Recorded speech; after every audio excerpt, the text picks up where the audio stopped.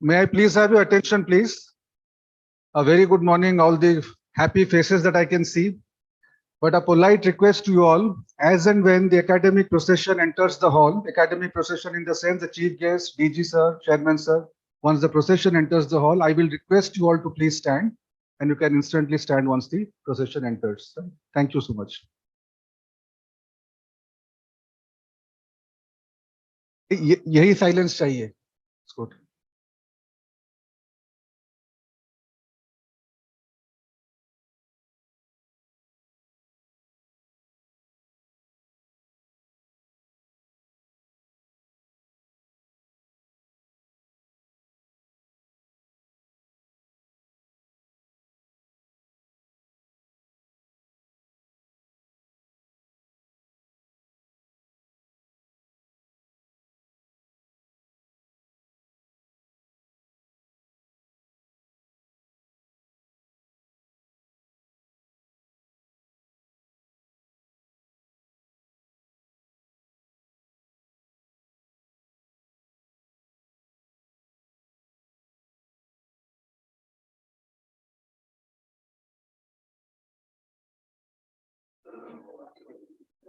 The academic procession has already left the boardroom. Anytime they will be entering the hall, I would request you all to kindly put your cell phones on silent mode or put it on switch off mode.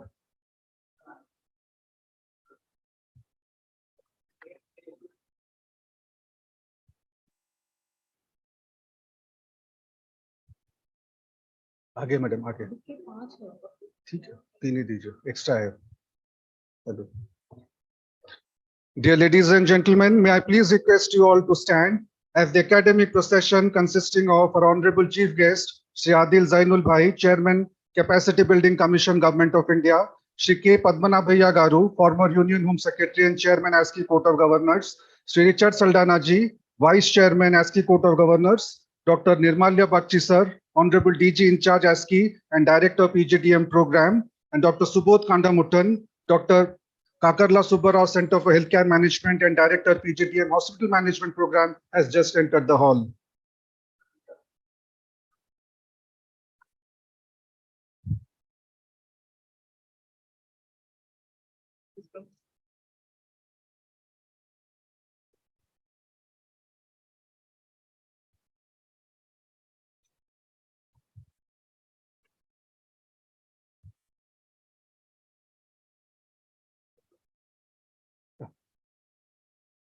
Please take your seats.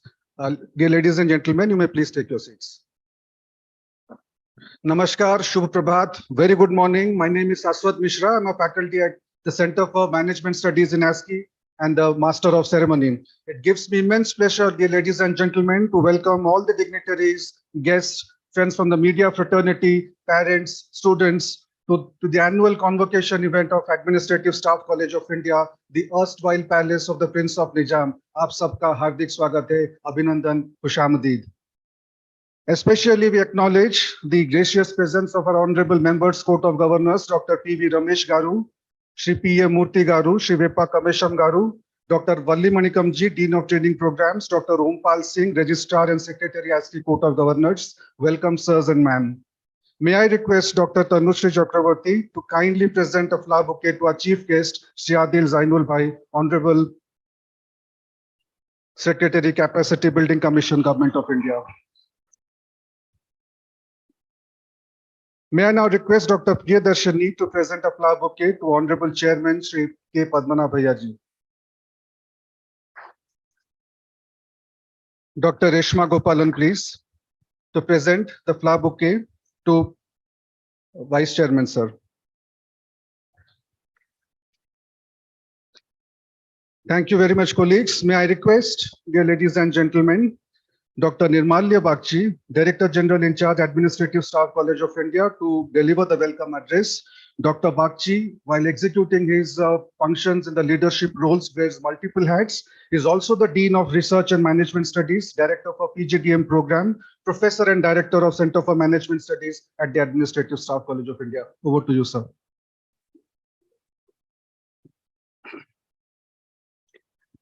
Thank you, Shashwat. Chief guest, for this convocation, Shri Adil Jainul Bhai, Chairman Capacity Building Commission, Shri K. Padmana Bhaiya, Chairman ASCI COG, Shri Richard Saldana, Vice Chairman ASCI COG, Honorable COG members, Shri Vepa Kamisam, Shri Pradeep Dabhole, Shri PM Murthy, Registrar Shri OP Singh, faculty colleagues, and dear students. The year was 2020. After just lockdown had lifted, that this batch joined ASCI. I think most disruptions in their academic career perhaps happened on those 2 years. Several lockdowns, second wave, third wave, they have faced every of these disruptions. But you have shown tremendous resilience, and today you are getting the fruit of your labor. I am very happy that all of you are well placed, and more happy because some of you have refused placement,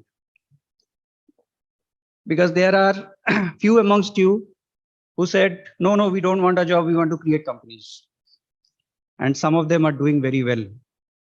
So my congratulations and welcome. I welcome all of you to this convocation. I know many of your parents are also with you, and they are watching this from another room.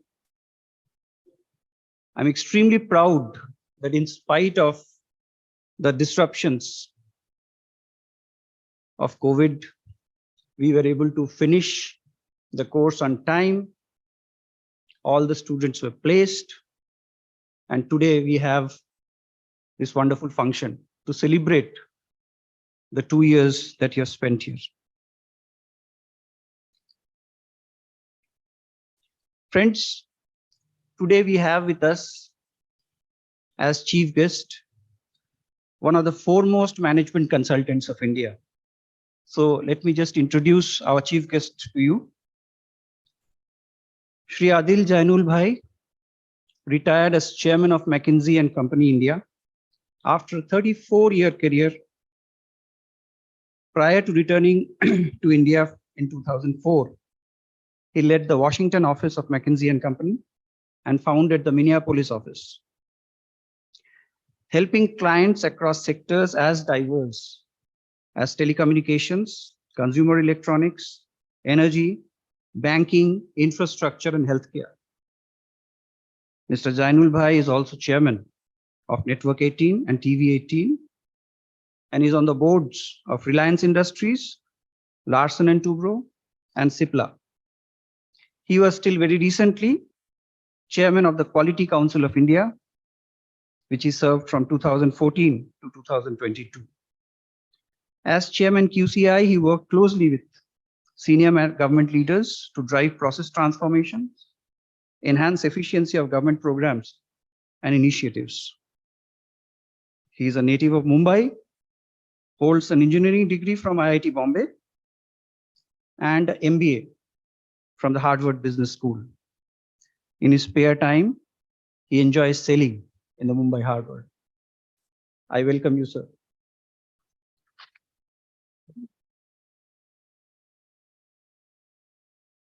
I welcome all of you once again.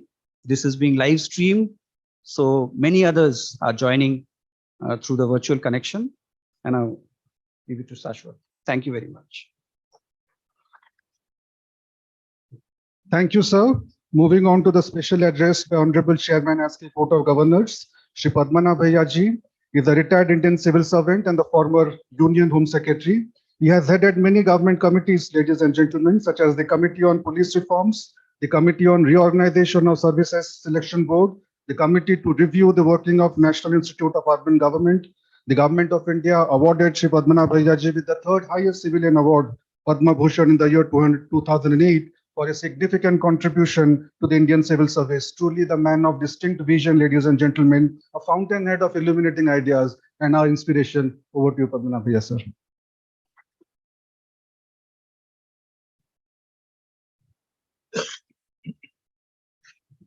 Sorry, I am not wearing the hat. So I'm not in the habit of wearing hats, Our very distinguished chief guest, Shri Adil Janulbhai, Vice Chairman Shri Saldana, distinguished members of the COG, DG Nirmalya Bagchi, members of the faculty, and most important of all, the students who are eagerly waiting to receive their diplomas, and parents. I welcome you all very heartily. I thought the DG would introduce a little about ASCII to the chief guest, but since he didn't do it, I would just take a little time. ASCII is one of the oldest institutions, management institutions, set up in 1956 as an autonomous society at the initiative of the Government of India and the private sector in 1956. If you see the memorandum of articles of that particular time, the signatories to this one, you would be surprised. Every top businessman of the country was there represented in that. Every secretary to the Government of India was there on this one. So that is the background of this. And why was it built? I mean, it's not for training in management, but for capacity building of managerial personnel in the public and private sectors. That was the thing. Pandit Jawaharlal Nehru, the first Prime Minister, had described ASCII as one of the finest institutions of its kind, not only in Asia, but perhaps in the entire world. His words are there outside in a plaque. Anyone interested can have a look at it. Then one more thing I wanted to mention is that it has not received any grants from the Government of India from 1983. The initial stages, we got some amounts for computerization and things like that. But from 1983, we haven't received any funds. And so we preserved the financial as well as functional autonomy of this particular institution. And just to mention what we did in the pre-COVID year of 2018-19, we trained slightly over 4,000 personnel in this place on training programs ranging from 3 days to 3 weeks. That is our expertise. And out of these 4,000 personnel trained, there were as many as 457 foreign participants. I don't remember whether it is that year or the year before. From Bangladesh itself, we had as many as 500 civil servants at the level of deputy secretaries and the joint secretaries for training here. I used to joke, who is running Bangladesh if you are all here? 500 of you. So that was the position. Now, coming to the 2 courses who are graduating now, as far as the PGDHM course is concerned, that is Diploma in Health Management, it is a very well-established course running for the last 18 years. It is rated as one of the best programs in the country based on the placement history of these people. Now, as far as the PG Diploma in Management is concerned, this is our second convocation. We are a very recent entry into the long-term management education. I would like to briefly mention why ASCII started this course. I mean, when our expertise is something else, this needs to be understood in a proper perspective. ASCII's work revolves around 3 activities. Firstly, training and capacity building of practicing managers through short-term courses, as I mentioned, and through interactive sessions. The second one is offering management consultancy. And the third one is carrying applied research in management science. So these were the 3 functions of the ASCII. A great amount of cross-fertilization takes place at ASCII. The practical problems faced by the senior managers, they are not theoretical problems, they are practical problems of working personnel. So they are thoroughly discussed in the training programs. Some of these issues raised by the practicing managers are further taken up for research study. Similarly, problems noticed in the consultancy work, which we do, are also again discussed at the training sessions and are taken up for research as and when necessary. So what happens is this knowledge from each one of these 3 areas feeds into each other areas, and the overall service offered by each of the 3 streams becomes meaningful to the clients, and simultaneously improves the knowledge of the faculty. So we are also nearer to the marketplace, whether it is the government or the private sector, and than many other training institutions. We understand the government's working, especially in the field level, how the programs are being implemented. Everything depends on implementation. You know, I was reacting with the chief guest in the just before coming here. He was talking about targets and how they need to be fulfilled. The problem in the government is that the plans are drawn beautifully, but their implementation goes wrong somewhere. And I think the field level knowledge of ASCII is extremely important in this regard. So this is the unique advantage ASCII has enjoyed over the years. Now, in this background, ASCII decided that it should offer this unique expertise it has to the fresh recruits to management education. This is the beginning of the PG Diploma in Management course. This is the only institution which offers specialization in 2 streams, not 1, including artificial intelligence and in data management, along with the traditional subjects like the HRD, marketing, etc. The course content has been carefully chosen after taking into account recent trends in the managerial education and the requirements of the businesses with whom we interact quite well. Being the latest baby to join this,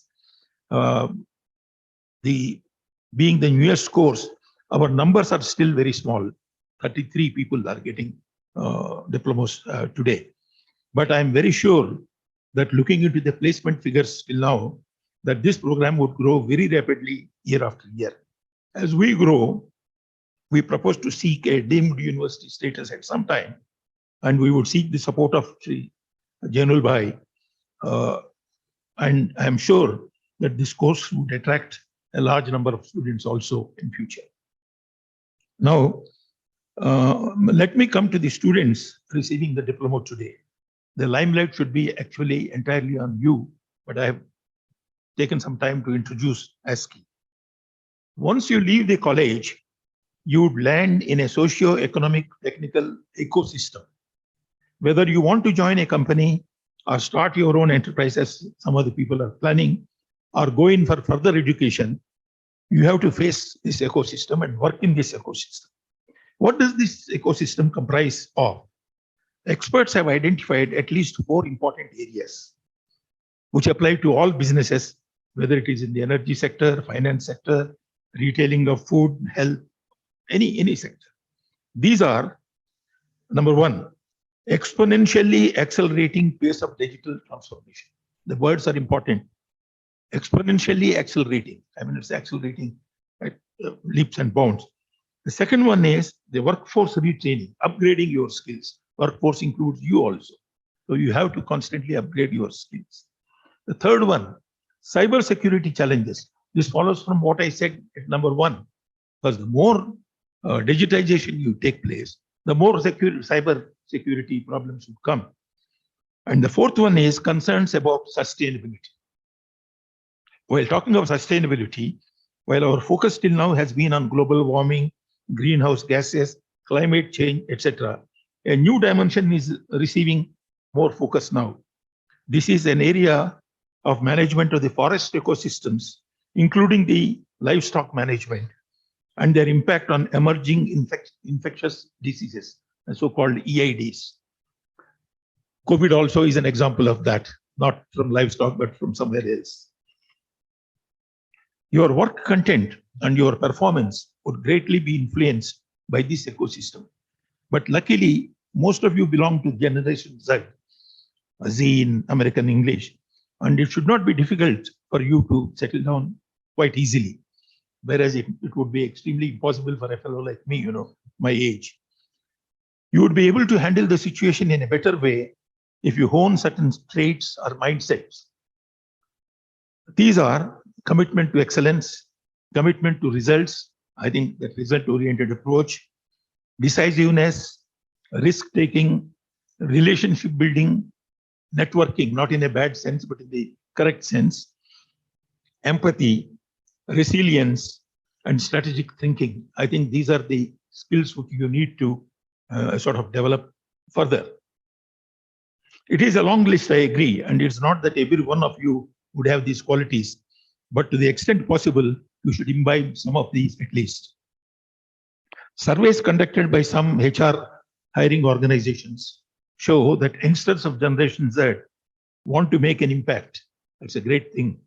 I know, want to take up purposeful work and say a commitment towards building a sustainable world and curiosity to work on emerging technologies and innovation. Innovation is also an important thing.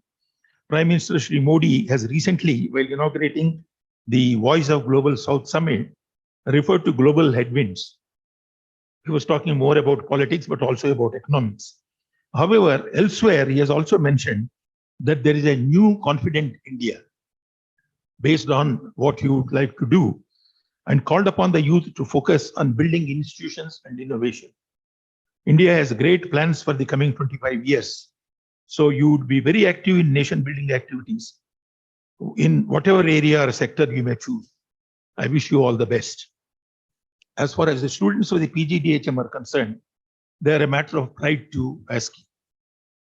The suggestions I have made to the PGDM students would apply equally well to you too, especially the exponentially accelerating pace of digital transformation in healthcare and medicine. One has heard, maybe I'm a back number, of IoT, Internet of Things. But nowadays, there is so much of talk about IOMT, that is Internet of Medical Things. You need to improve your skills in this area. I wish you all a very bright future. And I once again take pleasure in welcoming our chief guest. Thank you.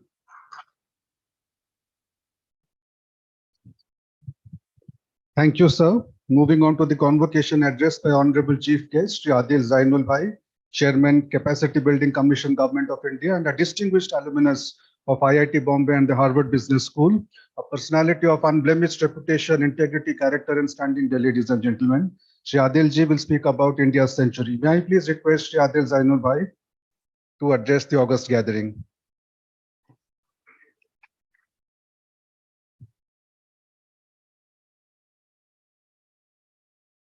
Presentation item. Okay. Yeah, presentation. Presentation. Ah, it's okay.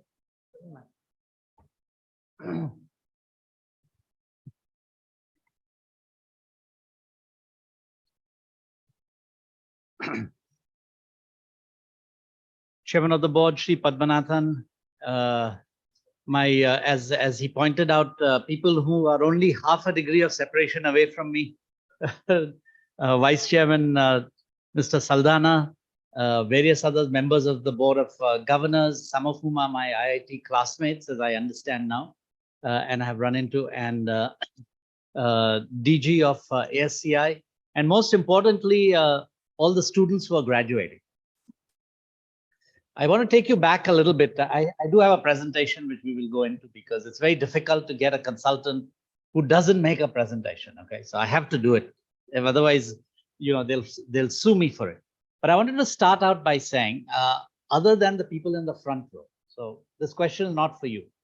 Okay, who was born before 1977? Front row not allowed. Only one. You should have been in the front row, right, ma'am? So I graduated. I just want to link this to my graduation ceremony.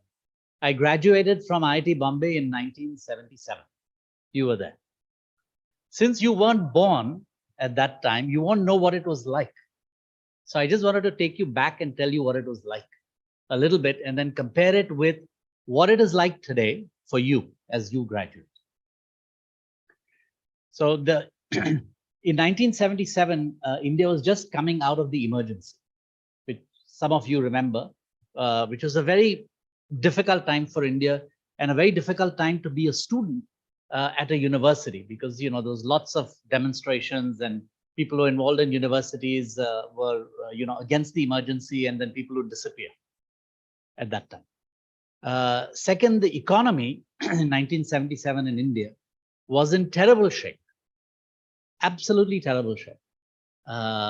the DG talked about the fact that all of you have jobs. I think IIT is one of the most distinguished, if not the most distinguished engineering college in India. We were all still struggling to get a job at that time, right? By the time we graduated, if we had a job, we were really thrilled. So I actually thought that getting into Harvard Business School was easier than getting a job in India. Okay, so that's one of the reasons I went there, because I applied and I got in, and I applied to lots of places in India, and I think I only got a job at L&T at that time, right? So the outlook was really very difficult, and it was very easy to become quite pessimistic about where things would be. And quite a lot of people from our class went international, and they went mostly to the US, some to the UK, but mostly to the US. And quite a big group of people from IIT Bombay and from my mechanical engineering and from my hostel went to the US. So I went to Harvard, which, in terms of building a brand, IIT Bombay and Harvard is a pretty good brand, say, right? So I thought this was great. At least I escaped not getting a job in India. Let's see what it's like to get a job in the US. So since you were not born in 79 either, you don't know what it was like in the US in 79. It was a very, very bad time. Jimmy Carter was the president. The growth rate was terrible. Inflation was very high. There was a recession. And so with this great degree from IIT Bombay and a great degree from HBS, I applied to 100 places. I wrote 100 letters. And if you got a no, it was called a bullet, right? So you got a bullet. Somebody said, no, I don't want to interview you. And what you did is you put it up on your wall, right? So I had all 4 walls of my room were completely covered with bullets. I wrote to 100 companies and I got 1 job, which was McKinsey, thank God. So anyway, it worked really well. And fortunately, I did well at McKinsey and I came back to India in 2004. But what is very interesting today is about half the people to 2/3 of the people who left from IIT Bombay to go work in the US are now either back in India or are doing something with India. So if you look at the top venture capitalists in the world, there will be people from IIT Bombay who went there and are now investing in India. If you look at the top private equity players in the world, there are people from IIT Bombay who went there, did very well, and are now bringing private equity back in India. So it's a very interesting full circle, but the outlook was really terrible. So now I want to contrast that with the outlook today. And if I had, I would really like to graduate today, to be honest, because the opportunities are so great. As you'll see from my presentation, I talk about, the outlook for India. But I think the opportunities in India today are so fabulous. And, there is nothing like being able to shape a country. Some of you are starting your own businesses, right? Is what I heard. Is that right? Believe me, there's nothing like being at the creation of something. Whether it's an institute, whether it's a company, whether it's a family, whatever. Being present at creation is an amazing thing to do. And today in India, you are present at creation. The modern India is being created today. The changes that we are putting in place today, or that you will help create, will change India in many, many, many different ways. Some of us have had the privilege of being able to do it over the last 10 years, which was also a time of creation. There was a time of stagnation, but this was a time of creation. And I have to tell you that there is absolutely nothing in terms of satisfaction as being at the creation of something that changes the life of 1.4 billion people. Okay? That is what the opportunity is. It isn't the opportunity to start just a company. It is opportunity to shape the nation. And what I tell all graduates who are graduating today is not only is the opportunity phenomenal in whatever field you have picked, almost anything. Of course, if all of you are graduating from the film school, then I wouldn't be able to tell you what kind of opportunity there is, right? But in almost anything else, the opportunity is fabulous. So you can do really well, but you also have the opportunity and therefore the responsibility to shape this nation. Okay? And I think you should spend some time thinking about it and doing that in addition to everything else you do. For us, when we left, we had no interest in shaping the nation. Let me tell you. when we graduated, right? We said, we have no money, we want a job, let's get a job and stick to it forever. But after learning all of those skills for 20, 30 years, I've had the opportunity to come back and try and give something back and help shape. And that has been a phenomenally satisfying opportunity. So the point I will make is, this is a great time to graduate. This is a great time to be young in India and to be able to not only build a great career or a great company, but also to help build a great nation. And you all should all view that as your responsibility, in addition to being very successful, which I hope all of you are. Okay. I think if you don't mind, this thing is a little, you all don't, I know you all have to wear it, but I have to move my head around and it's kind of a little bit messy. So what I'd like to do is start out with, recently there's been a lot of, just go back a few years and tell you some of the big things that are changing in India and how it'll affect you. And then spend a little bit of time talking about what a lot of thinking is going on about how does India become a developed nation. I don't know if you all have heard from the PM or from anybody else, the idea of that by 2047, another 25 years, India should become a developed country. It'll be the third largest GDP in the world, which is interesting. But a developed country means that we are a developed country in terms of GDP per capita and in terms of how people do, right? So there's a lot of discussion about whether we can get there, what does it take to get there? And, if you think about what your life was like, you all must all be in your 20s, late 20s, 30s, right? About that, late 20s, about what it was like 20, 25 years ago and what it is like today. And I think the change over the next 25 years will be substantially more than what any of us have seen. And so what is it like and what can we dream about and what can we think is what I want to talk about. So I'm just going to I'm going to skip a whole series of slides so I can just, does this work? Okay. So I'm just going to skip what I'm doing now because you know what I'm doing now. So I'll talk about some of the big changes over the last decade. Okay. One of the very big changes that we should not underestimate or we should realize, and that Chairman talked about, is the digitization of India. But the digitization has led to a couple of things that I want to talk about. 10 years ago, and even 5 years ago, we used to look for technologies around the world. So we'd say, whatever is in the US, we will get in a few years. Whatever is there in China, we'll get in a few years. Whatever is happening around the world, slowly it'll come to us. But what has happened in the last few years is we have the confidence to build what I would call population scale systems at startup speed, which is an amazing combination. So nowhere else in the world do they have anything close to Aadhaar. It was built all in India by Indians, and it has made life easier for all of you. Most of you are not writing checks anymore, right? You're doing UPI. You couldn't do UPI a few years ago, and you can't do UPI if you didn't have Aadhaar. Okay, both those are systems that have been set up in India, and they are massive. We are way ahead of the US and most of Europe in terms of digital payments, which we would never have thought about that we could ever get there, but we are there today, right? So if you look at systems like Aadhaar, UPI, CoWIN is another great example. I don't know if any of you travel to the US. If you get your vaccine in the US, there's a little card. I wish I had it here with me. I would take it out from my briefcase. You have that. Now, it's a little card that looks like this, like an old ration card. Has anyone of you seen an old ration card? Anyway, so it's a little card like this. And on that, handwritten, somebody's written your name. Yeah, pharmacist signs and they put the batch number and they put the date. So I got 2 shots when I was in the US because at that time Pfizer was not available here. I came back here and I went to, your local copying shop, right? Everyone has a copying shop around the corner, right? They do laminations and all. And I went there and I said, I'd like to laminate this card because it's very important. It shows I've been vaccinated. So the guy looks at it and said, sir, aapko 2-3 aur chahiye kya aise? I mean, abhi bana ke de deta. So this is where the US was in terms of vaccination.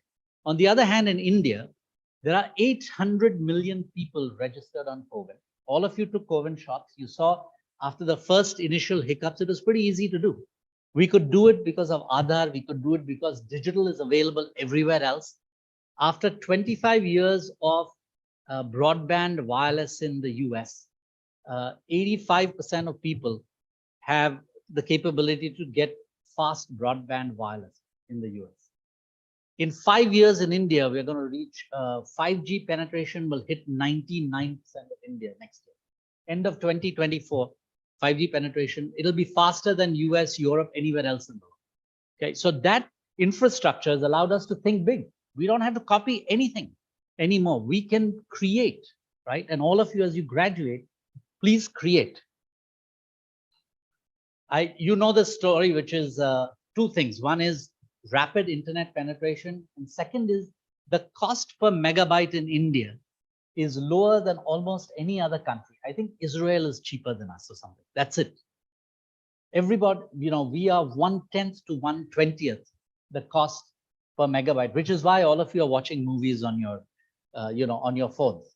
It's very difficult and expensive to do it in other places. If you look at digital payments, I don't know if every one of us has a favorite digital payment story, right? My favorite one, and I don't want to insult anyone or anything, but in Bombay, at any traffic light, if you stop, people come to ask for money. They sell you a book, they sell you a pencil, they sell you flowers, etc. Right? And this guy was selling pencils. The pencils were 2 rupees each, and didn't want money. He had a little QR code, and he said, "Yeah, Karlo, I mean, for 2 rupees, right?" I think we have really gone everywhere to do this. So this is where we are, and I think that is amazing as to what we've done. If you look at software services, and Hyderabad is, of course, one of the places where software is such a big deal. It has affected the lives of millions. And by the way, we export more software than we do manufactured goods, if you don't count oil. It has been an amazing success story, and it will continue to be an amazing success story going forward. And for those of you who are in healthcare, I'll talk a little bit about what this means for us, but this is one of our drivers of our economy. I want to talk a little bit about the startup ecosystem in India, especially for those of you who are starting your own businesses or doing something. A few years ago, we had about 20,000 startups in India. If you don't count the local kirana shop or the street vendor who sells bhelpur, we don't count that as a startup. We had about 20,000 registered startups. And at that point, we said we should try to get to 100,000. And everyone thought this was a stupid, it's yet another example of setting a ridiculous goal that nobody will meet. We're now at something like 75,000. And we will hit 100,000 in a year or two, and we will blow by. Does anyone know how many, I'll go to the next slide. I'm going to ask you. How many unicorns in India today? One. That's very precise. That's very precise. Good. Anyone doesn't know what a unicorn is? So India has the third largest number of unicorns in the world after US and China. We had about 5 7 years ago. And I think today, you're very close to the number. I don't know if it's the exact number or not, but I think you are very close to it. So it's gone up from 108 at the end of, it wouldn't surprise me. All of a sudden, we have people who are very young, who are doing really well. And that is a magnet for others to do something.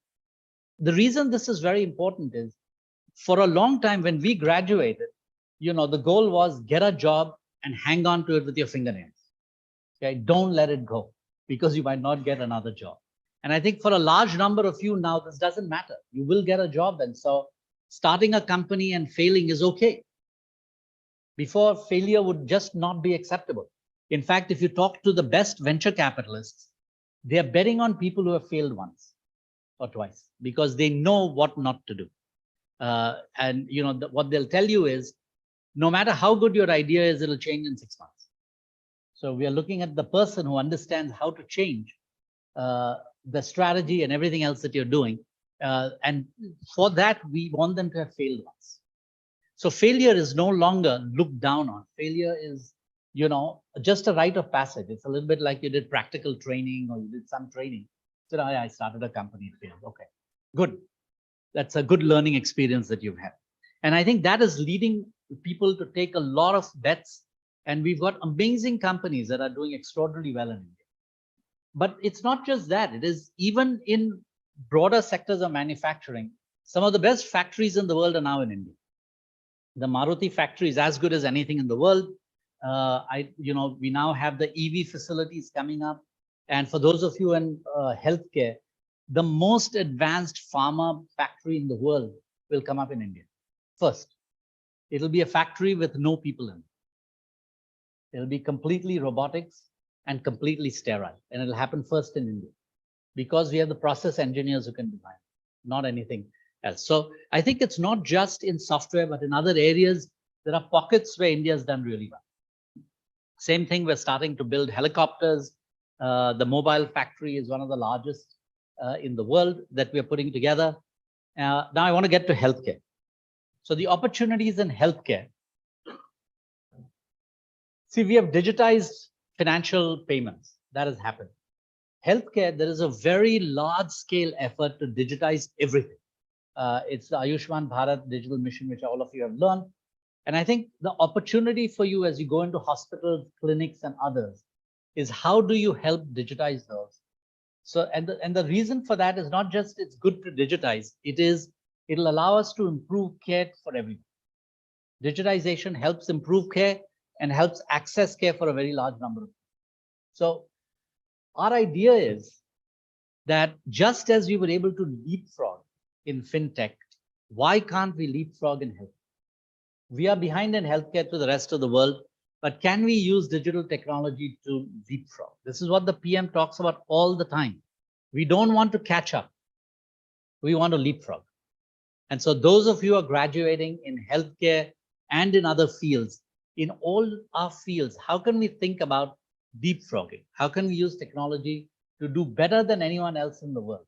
I think our COVID app now, some 30 countries want to use it. Some 20 countries want to use our other applications. UPI is being used by many countries. Why can't the same thing happen in healthcare? And we've started down that path. There is an India health stack, which is developed in India. And can we digitize every point of healthcare that we can do? So I think you're familiar with it, but this is a great opportunity for you to go and put it in place. So I think I've talked about that. What I want to do now is just talk a little bit about the macro for a second and tell you what it could look like in 2047. So the first thing to start out with is, on a whole series of statistics, we're actually slightly ahead of the curve to get to be a developed country by 2047. As I was talking with the chairman and others, economists have done a lot of work on what is a developing country. Right? So if you ask somebody, what's the poverty line? There's lots of studies that say the poverty line is $5 a day or whatever in PPP terms, etc. But if you ask somebody, what is a developed country, not a developing country, nobody can agree as to what is a developed country, because all the economists were from the developed world. They didn't want to say what is a developed, what is developed. They all wanted to talk about what is developed. But on that curve, if you look at it, actually, we've made, I'm very happy to see lots of women here.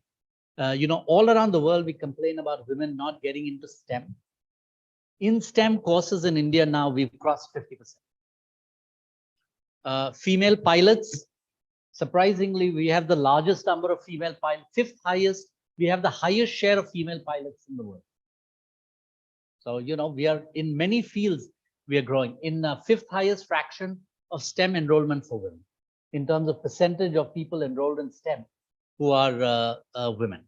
So I think a lot of progress on women has been done. A lot of progress on female labor force participation rate, which we want to get to 50%. Infant mortality rate is reducing. Still a ways to go, but you can see it on track for 25 years to get there.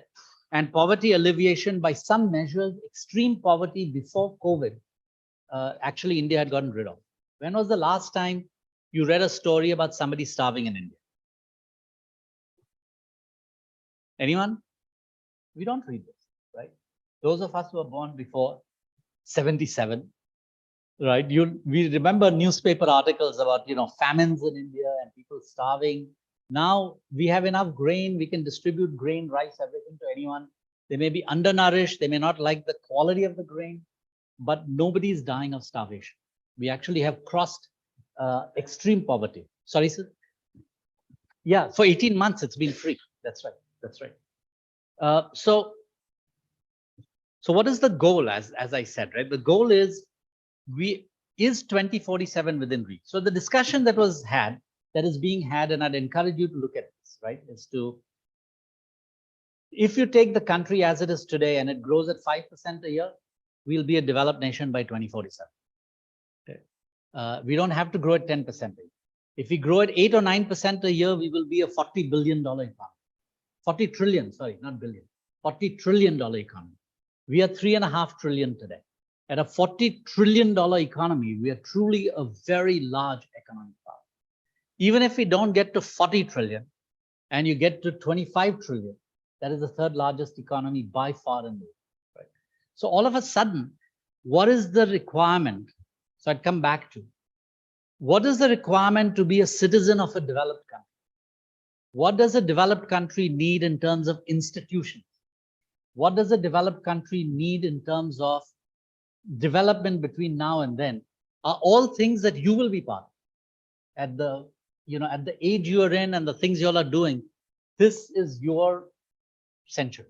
This is your 25 years where you can make a huge difference to the growth of India. So I'm going to end so that you don't have to keep, you all have listened to 2 years of lectures. So you don't want any more lectures on this, right? So I will end with just one chart, which is what happens to the Indian economy over 25 years if you grow at different growth rates. Okay. It's a mathematical calculation, but when you look at what is required to do it underlying, case 3, we will almost certainly hit. There's almost no question that we will hit case 3. Case 2, if we really get our act together, we could be pretty big. And case 1, I don't know. We have to be very lucky and get everything right and nothing wrong to get there. But we can actually get to be a developed economy in roughly around 25 years, which is a completely different mindset from where we are today. So I will end on my key message, which is this is a great time to be young and graduating in India. The opportunities for you are phenomenal in any field that you choose, but the opportunity to make a difference in the country is even bigger. And I'd encourage all of you to think about, in addition to how you succeed in your own lives, how you can make a difference to the country. So good luck and best wishes. Thank you.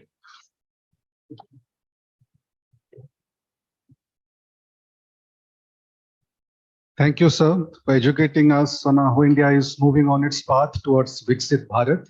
May I now request Dr. Subodh Kandamuddan, sir, Director, Dr. Kakarla Subbarao Center for Healthcare Management, ASCI, and Program Director, PGDM Hospital Management Program, and a noted public health expert to administer the convocation oath to their graduating students. Thank you, Shashwat. I request all the students to please rise and raise your hands like this. And please repeat what I say. As a management professional, my purpose is to serve the greater good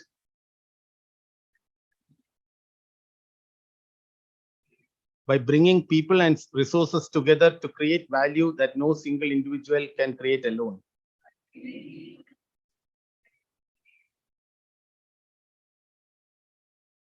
Therefore, I will seek a course that enhances the value of my enterprise and create for society over the long term.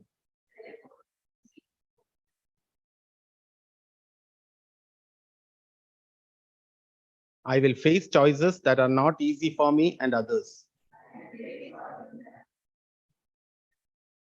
Therefore, I promise I will act with utmost integrity and pursue my work in an ethical manner.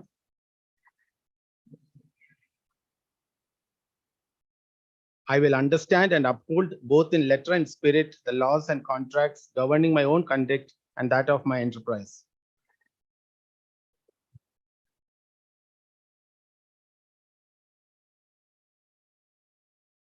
I will take responsibility for my actions and I will represent the performance and risk of my enterprise accurately and honestly.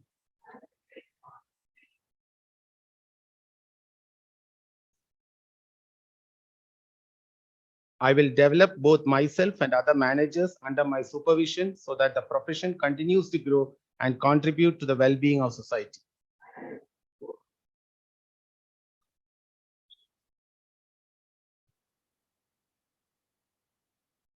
I'll be accountable to my peers and they will be accountable to me for living by this oath.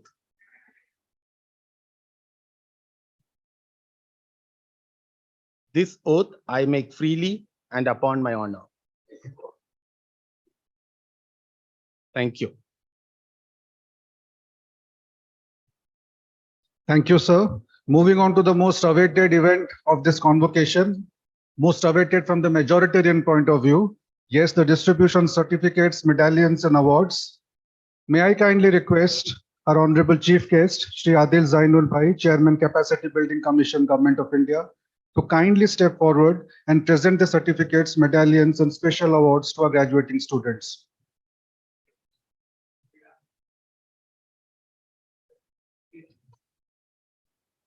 Start with the PGDM Hospital Management students. B. Aishwarya.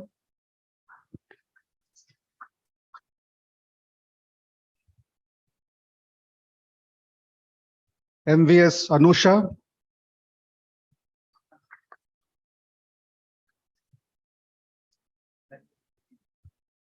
P. Avantika.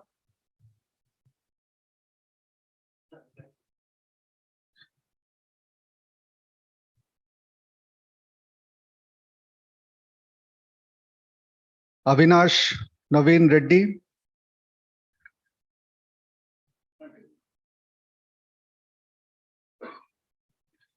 Ayushi Awate.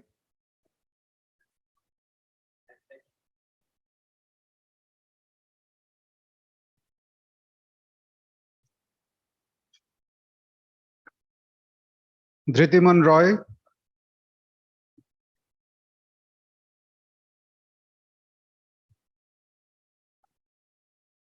K. Prashita.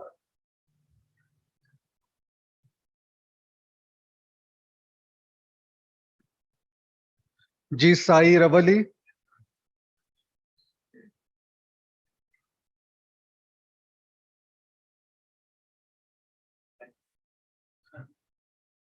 Guruvela Dipti.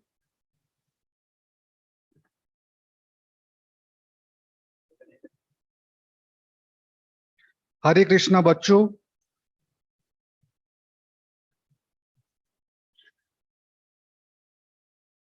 Harshita Maru.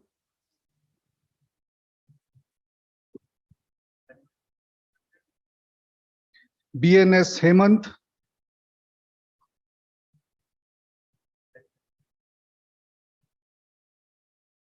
K. Sahitya.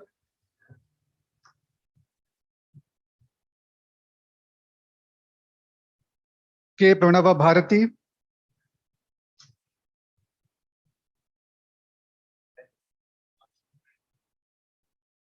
Kotagari Shriman.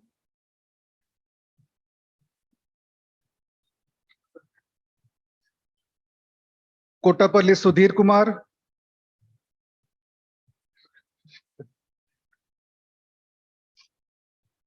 K. Shashidhar Reddy.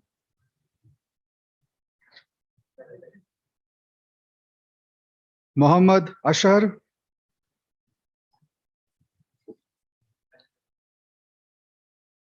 S. Nivedita.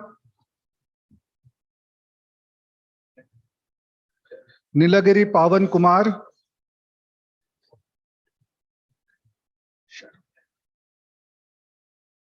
Sharon Mary Subhashini.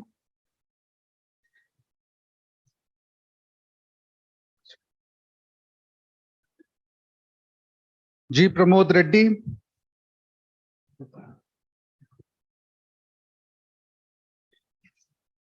P. Amruta.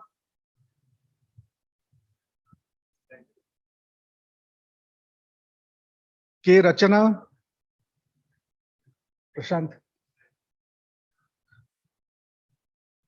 Sabavat Prashant.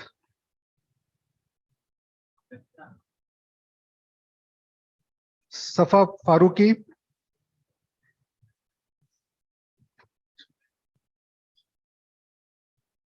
Sandhya Ayodhya,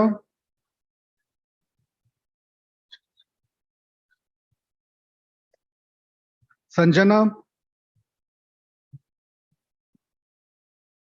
S. Monica,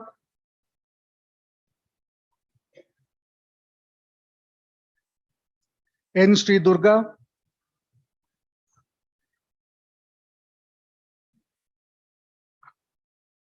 Suri Sri Ranjani,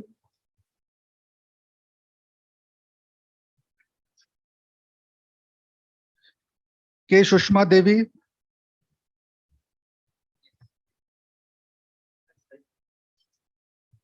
Shweta Surabhi, Yasa Tejaswini,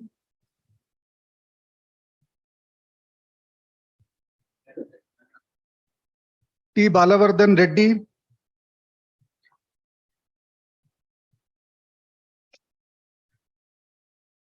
T. Lakshmi Shritanjali,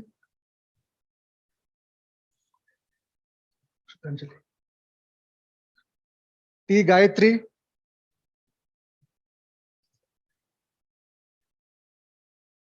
Upal Kritika,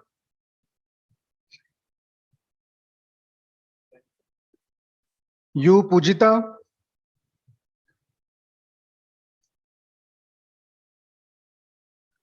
Vikas Suribatla,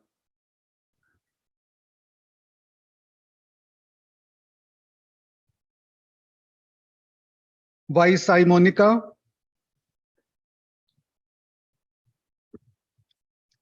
Y. Pravalika.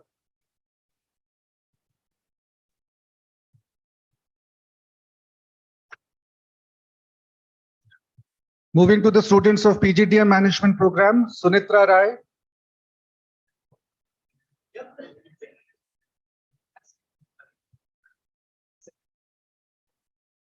Tanushri Jana,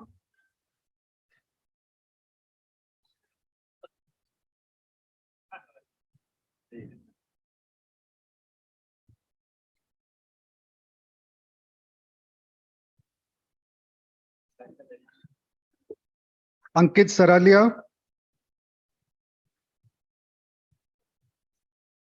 Sumit Das,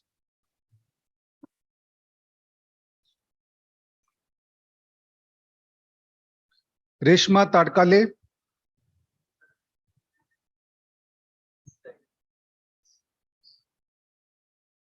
Sneha Bhargavi,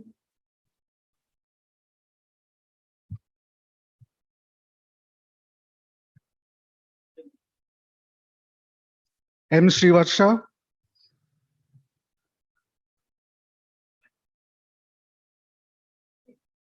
B. Shravan Kumar,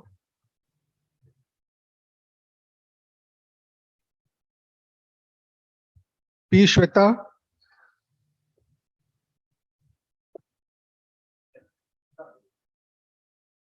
Shri Vidya Vardha,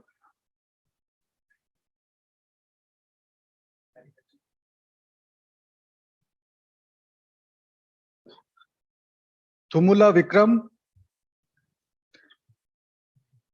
B. Reshma Patro,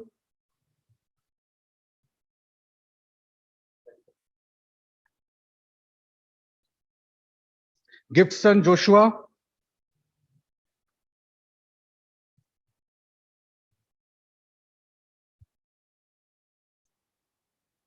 M. Vaishnavi,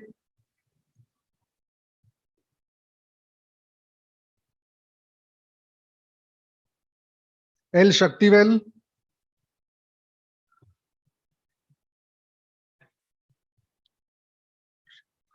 Kaushik Naguri,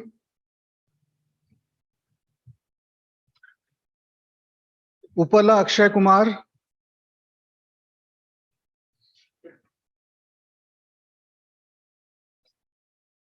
A. Nagini,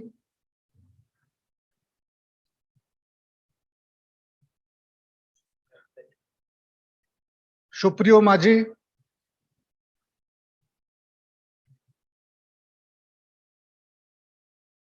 P. Raja Rajeshwari,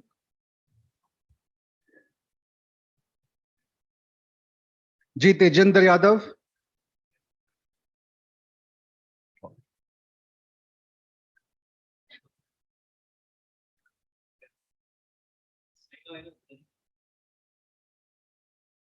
Tejendra Yadav.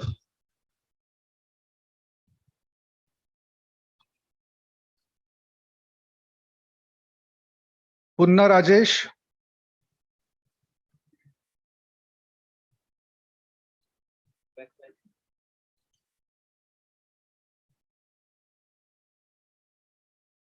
Sirigiri Amulya.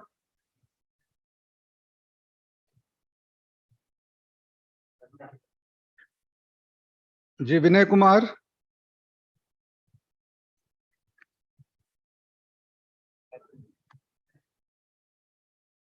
Sigori Yamini.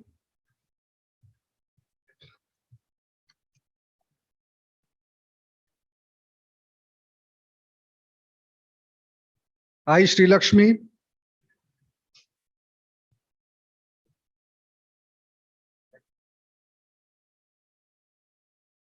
S. Ranjit.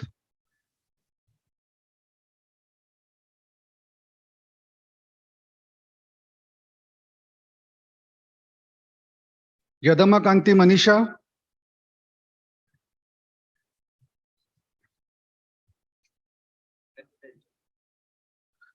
Juppalli Ajay Rao.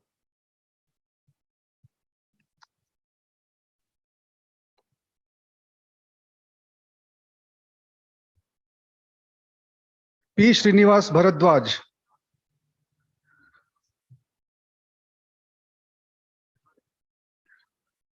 Ladies and gentlemen, we now move to the individual award winners. We start off with the bronze certificate for PGDM program, Srigiri Amulya.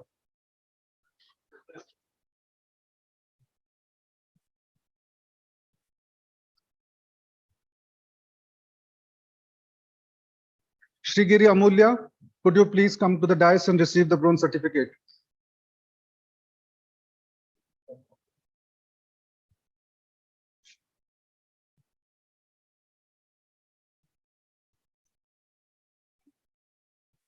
Bronze certificate for PGDM program, PGDM hospital management program, Aisha Sakina. Her parents will receive in absentia. Aisha Sakina is working in Canada right now, requesting his father to please receive the bronze certificate on her behalf. Many congratulations, sir. Silver medal for PGDM program, Thimula Vikram sir, IPS. Vikram sir is currently on a special duty. He belongs to the fraternity of the Indian Police Service, requesting his parents to please receive the silver medal and certificate on his behalf.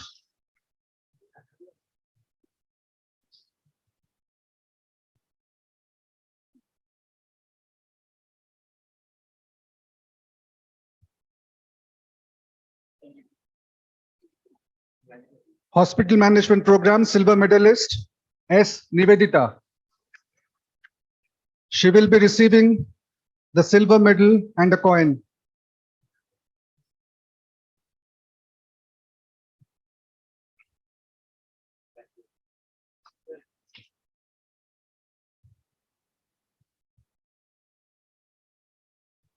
PGDM Batch 2 topper, gold medalist, the position goes to M. Varsha.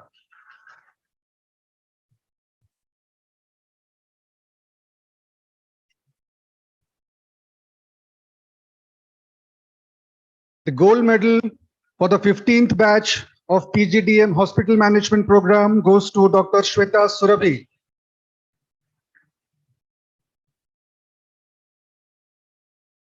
Dr. Shweta Surabhi also receives a special gold medal award instituted in the honor of Srimati Saroj Jalan.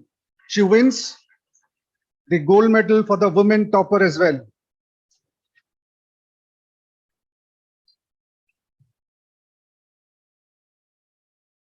Thank you, sir. Big congratulations to all the decorated students and especially the medal winners. But remember, there is no regrets in life, only lessons learned. May I now request Shri Richard Saldana, Vice Chairman, ASCI Court of Governors, to deliver the concluding address. Shri Saldana is a member board of directors of a few prominent firms in India, formerly held leadership positions with Unilever, Haldia Petrochemicals, Times Group, and Blackstone India. Over to you, Richard Saldana, sir.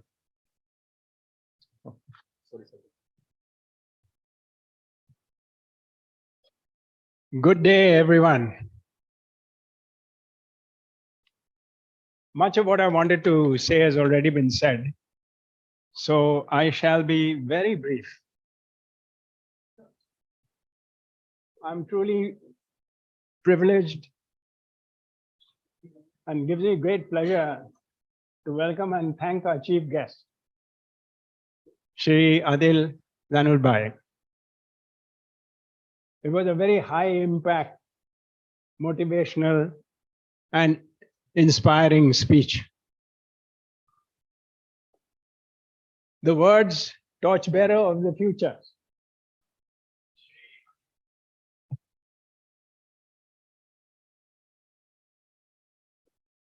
The words, the huge opportunity to shape the nation.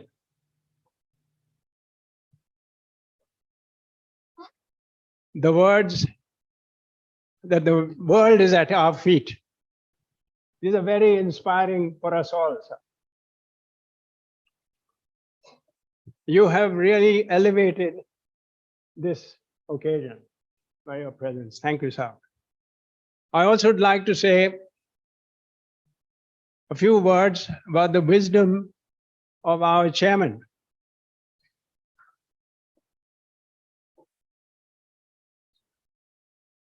Together with Dr. Bakshi and his team, we have launched several new innovations in this institution.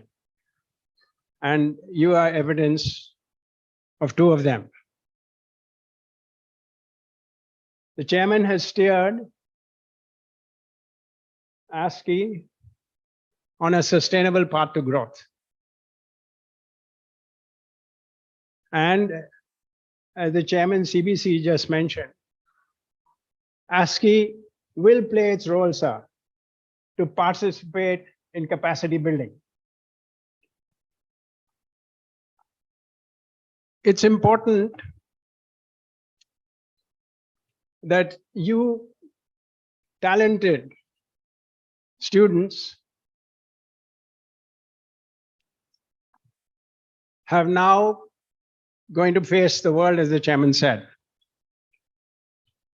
You are now qualified management professionals. The evidence that you are much sought after is laid bare for all to see. You all have jobs. And some of you don't want them. Wish to create opportunities.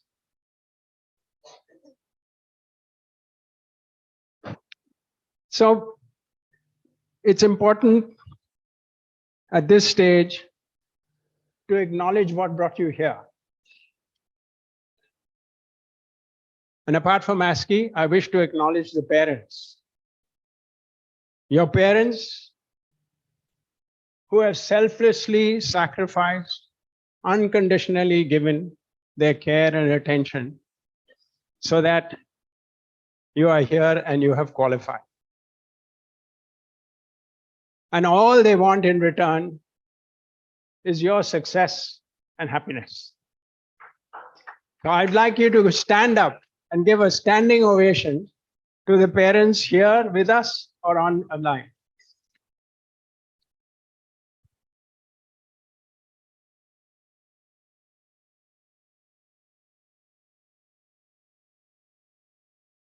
Thank you, dear parents. You entered ASCI to learn.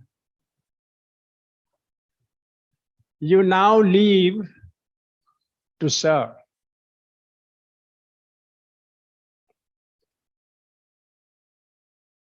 And by serve, I don't mean just become an employee of another organization, but serve the nation by creating value, which the chairman CBC mentioned. But as you leave, cherish the friendships, the network, as our chairman mentioned, in a positive sense. Stay in touch, maintain your relationships. In this digital world, stay connected, otherwise you're disconnected.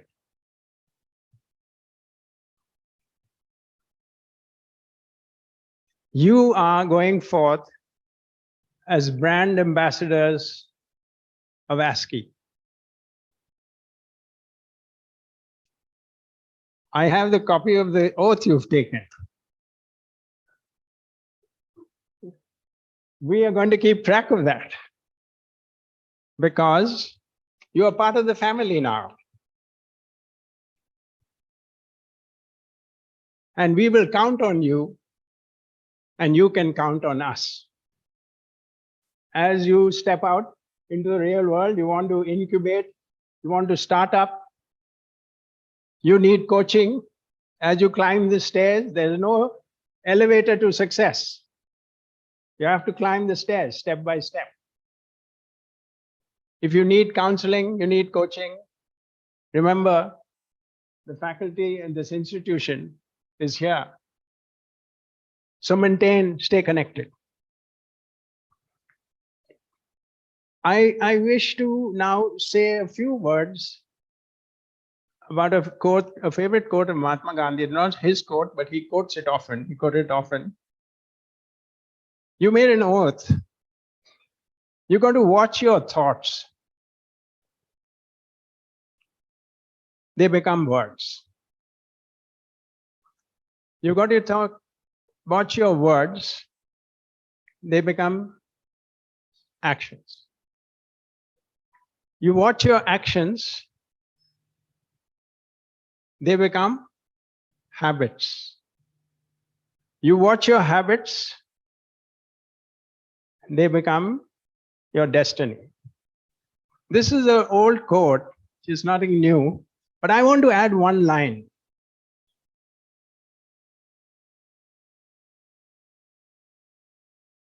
And that line is, watch your attitude, because it will govern your behavior.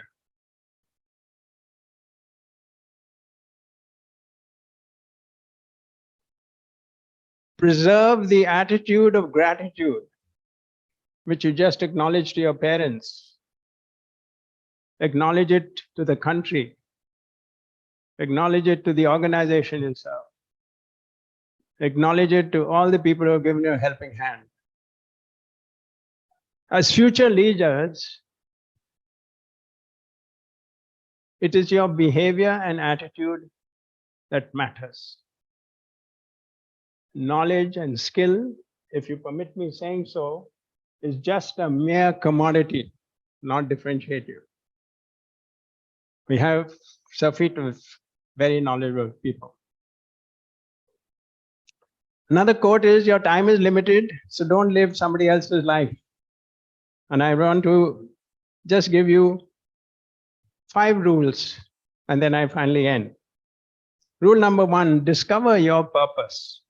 You have started out here, but as Adil Bhai said, things will change. Everything is changing. If somebody said to me, as a mechanical automobile engineer who started with Mahindra and Mahindra, I won't tell you the year, where I had to punch a card in 1965.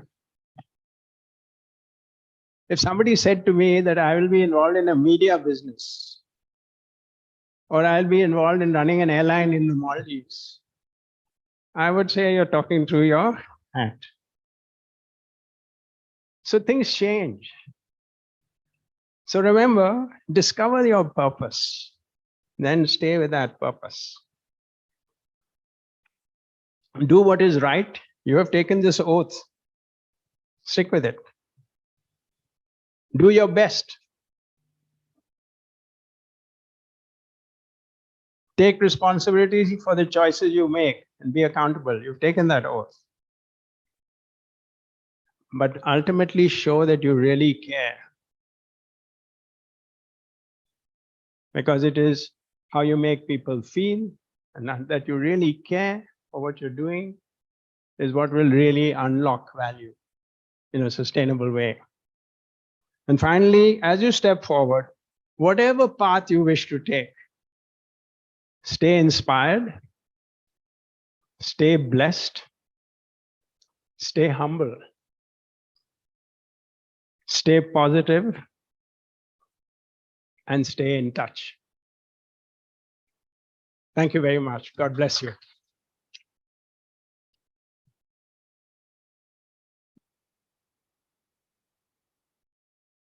Thank you, Honorable Vice Chairman, sir.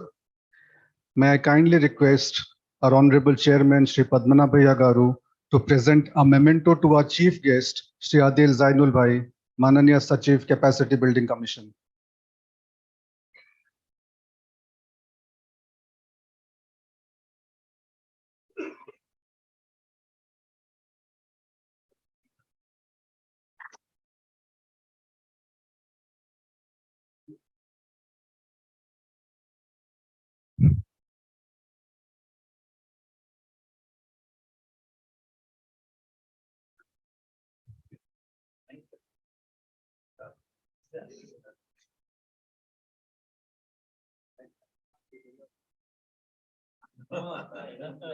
Thank you, sirs. I consider it a privilege to proffer the vote of thanks to the august gathering on the behalf of Administrative Staff College of India.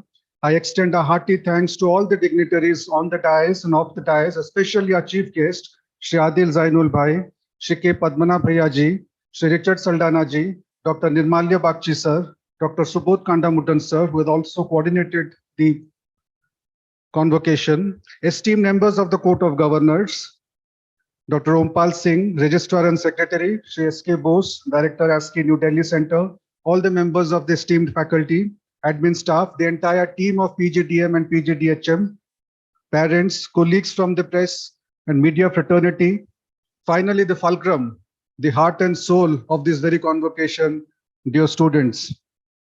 As Chairman Sir said, and he has identified an ecosystem for you, and as you prepare yourselves, friends, to face the challenges of life amidst an uncertain business environment and a tumultuous geopolitical situation existing, the glow in your eyes is asseverating only one thing. With your permission, Chairman Sir, if I can recite a few lines in Hindi.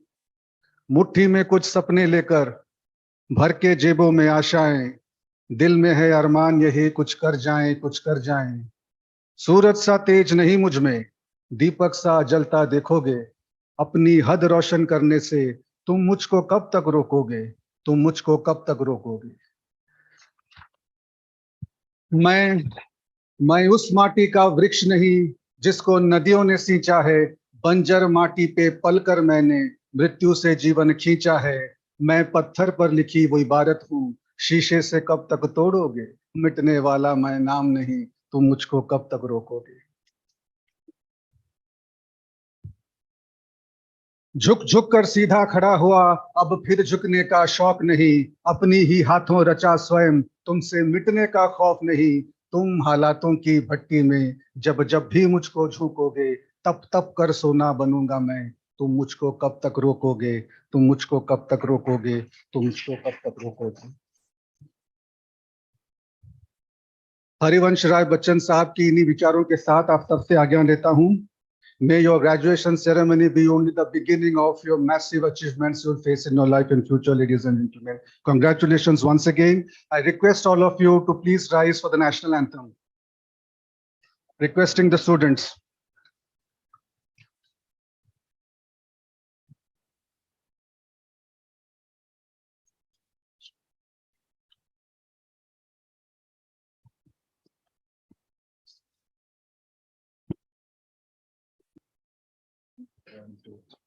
जनगण मन अधिनायक जय हे भारत भाग्य विधाता, पंजाब सिंध गुजरात मराठा द्राविड़ उत्कल बंगा, विंध्य हिमाचल यमुना गंगा उज्जल जलधि तरंगा, तव शुभ नामे जागे तव शुभ आशीष मांगे, गाहे तव जय गाथा।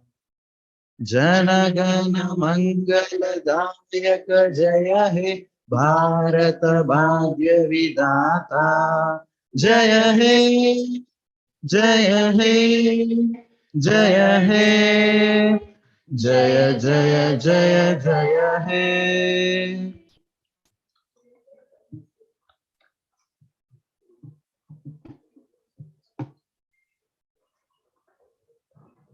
Thank you, students. May I please request all of you to remain standing and also request our academic procession to please proceed towards the visitors register. Director General, sir, can you please? Once the academic procession leaves the hall, to please allow a smooth passage. All the students afterwards are requested to immediately join at the lawns for the group photograph. All the students are requested to immediately assemble at the lawn for the group photograph, please. Thank you. बहुत बहुत धन्यवाद.